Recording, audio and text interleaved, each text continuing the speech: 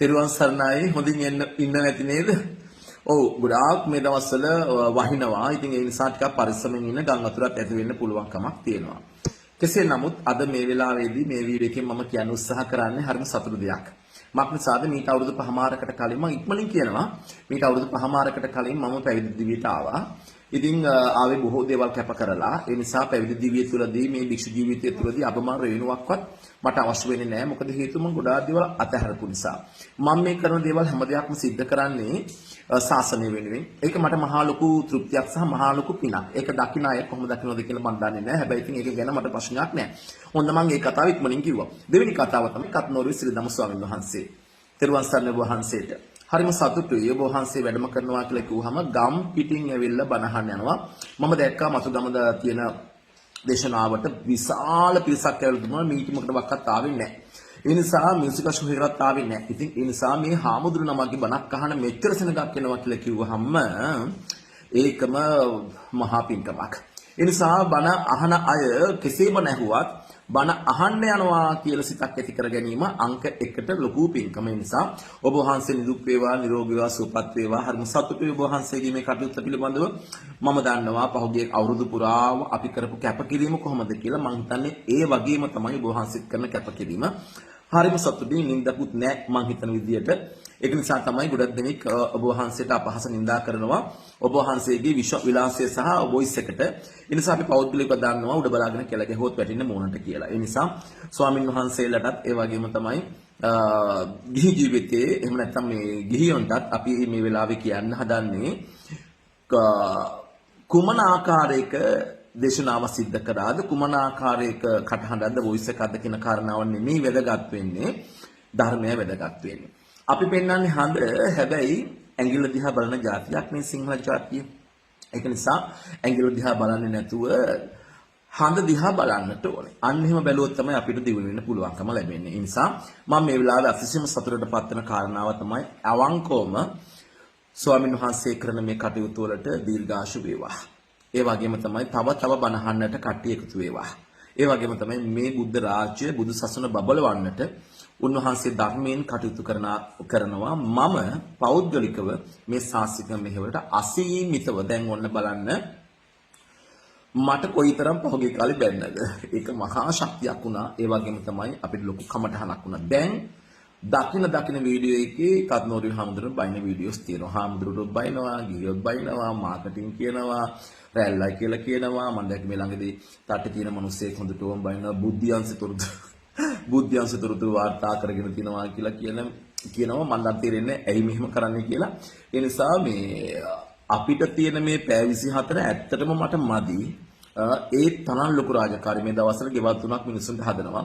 ඒ වගේම අනිත් පැත්තෙන් ගත්තාම මේ බල්ලෝ ඉන්න 4-5 දෙනෙක් උන් ලෙඩ වෙලා උන්ට බෙහෙත් කරන්න දුවනවා. මේ දැනුත් බෙහෙත් කරගෙන හිටපු වෙලාවක් අර වීඩියෝ එක දැක්කපු නිසා තමයි මට මේක කියන්න හිතුනේ. ඒ වගේම තමයි දැන් අපි අලුත් අවුරුද්දට පොත් දෙනවා. ඉතින් මේ පොත් ටික එකතු කර ගන්නත් ඕනේ මිනිස්සුන්ට කියලා. මේ ඊට පස්සේ මේ අම්මල තාත්තලා නැති දරුවෝ 10 දෙනෙක් විතර ඉන්නවා. ඒගොල්ලන්ට සපත්තු ඇඳුම් අරන් දෙන්න ඕනේ ඉස්කෝලේ යන්න. ඒ වගේම තමයි මෙතන නුංගම මහවිද්‍යාලයේ තියෙනවා විදුහල්පතිතුමේගේ ඉල්ලීම මත අපි ඒකේ ඔෆිස් එක හදනවා මේ දවස්වල. ඊට පස්සේ මොකද කරන්නේ? ඊට පස්සේ මෙතන තියෙනවා බුරුසගොඩ කනිෂ්ඨ විද්‍යාලය. මේ බුරුසගොඩ කනිෂ්ඨ විද්‍යාලයේ අලුතෙන් බෑන්ඩ් කණ්ඩායමක් ආරම්භ කරනවා. ඉතින් මේ බෑන්ඩ් කණ්ඩායමේ ඩ්‍රම්ස් එක සයිඩ් ඩ්‍රම්ස් ටික ඉල්ලුවා. ඉතින් ඒක අරගෙන දෙනවා. ඉතින් පුදුම සතුටක් තියෙන්නේ. මේක තමයි ඕන තරම් මිනිස්සු බැන්නට ප්‍රශ්නයක් නෑ. ස්වාමීන් වහන්සේ ඔබ වහන්සේ කරන වැඩේ කරන්න. ඔබ වහන්සේ නිසා මිනිස්සු බනහනව නම් ඒක අතිශයම සතුටට කාරණාවක්. ඒ නිසා හදවතින්ම මම ආශිර්වාද කරනවා. මොකක්ද ඒකට කියන්න වචනේ? කොන්දේසි විරහිතව. කොන්දේසි විරහිතව මම ඔන්න ඔබ වහන්සේට ආශිර්වාද කරනවා. පහුගිය කාලේ මම ආරාධනා කරා ඔබ වහන්සේට ධර්ම දේශනාවකට වඩින්න කියලා අපේ මෙත්මුනි මහා සෑයට. හැබැයි ඔබ වහන්සේට කාලයක් තිබ්බේ නැහැ. මම හිතන්නේ ආරාධනා පිළි අරගන්නට. කෙසේ නමුත් ඔබ වහන්සේ ලංකාව වටේම ඇවිදලා බණ කියන එක සතුටක්. මෙහාට එන්න කාලේ නැති වුණාට ගැටලුවක් නැහැ. කොහේ හරි ඔබ වහන්සේ බණ කියනෝනේ දවස ගන්න මම හිතන දවස් දෙකක් තුනක් විතර දේශනා කරනවා. ඉතින් ඒ බණ ධර්ම දේශනා කරන එක ලේසි පහසුයි කාරණාවක් නෙමෙයි.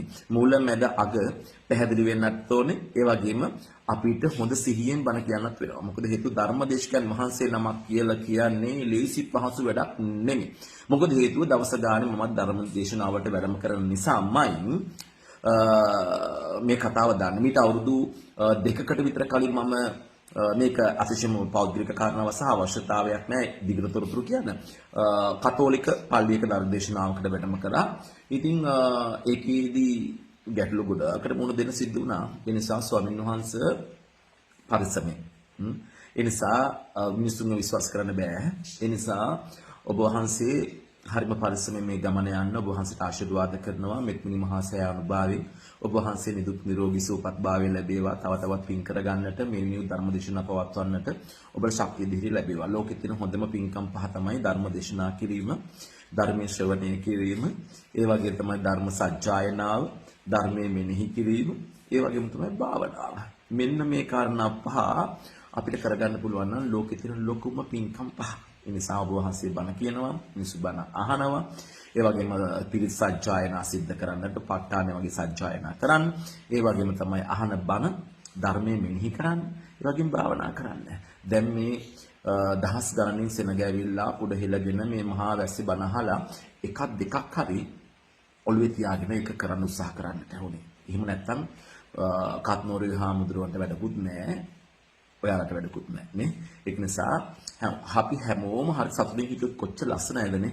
ඒ නිසා මඩ ගහන එක, ජරාව මේ අවශ්‍ය ගන්න එක නෙමෙයි කල යුත්තේ. සතුටින් ඉන්න. එතකොට තමයි අපිට මේ ජීවිතේ බලන්නකො මාට කොච්චර මිනිස්සු බයින්නවද මම මේ hina වෙලා ඉන්නේ. hina වෙලා ඉන්නේ. ඉතින් ඒක නිසා හොඳට සතුටින් ජීවත් වෙන්න. අනුන්ගේ දේවල් තමන්ගේ කරගන්න එපා කවදාවත්. අනුන්ගේ දේවල් තමන්ගේ කරගන්න එපා. ඒ වගේම තමයි අනුන්ගේ දේවල් හොයන්න යන්නත් එපා. ඒ වගේම තමයි තමන්ගේ දේවල් හොයා ගන්න කාලය යොද ගන්න. පොතක් කියවන්න, මල්පැලයක් හිටව ගන්න කාලෙ වැඩි නම් නේද?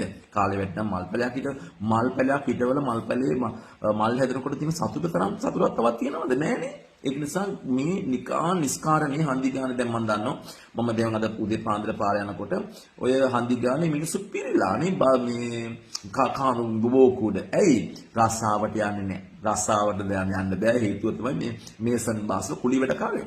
මේ යන්න විදියක් නැහැ. වහිනවා කියන. හැබැයි බෝකුඩ ඉන්න පුළුවන්. ඒ නිසා නිකරුණේ කාලනාස්ති කරන්න එපා. ගෙදරට වෙලා තමන් දරුවොත් එක්ක ඉන්න බලන්න. හොඳයි. එහෙනම් වැඩි කතා කරන්නේ නැහැ. ගොඩාක් දික් වුණා. ස්වාමීන් වහන්සේ ඔබ වහන්සේ පරිස්සමෙන් මේ ගම වඩින්න. ඔබ වහන්සේ දුක් නිරෝගී සුවපත් භාවයම ලැබේවා කියලා ප්‍රාර්ථනා කරනවා. මම ඊට පස්සේ සතුටු වෙන මොකක්ද නේද? කර්නෝරේ ස්වාමීන් වහන්සේ සාමාන්‍ය මහනිකායේ, මම සාමාන්‍ය මහනිකායේ. නිකාය ભેදයක් නැහැ. හැබැයි චූටි ආඩම්බරයක් තියෙනවා. අපි දෙන්න එක නිකාය නිසා. එහෙනම් හැමදෙනාටම පිරුවන් සරණ ස්වාමීන් වහන්සේ ඔබ වහන්සේට දීර්ඝාෂ වේවා.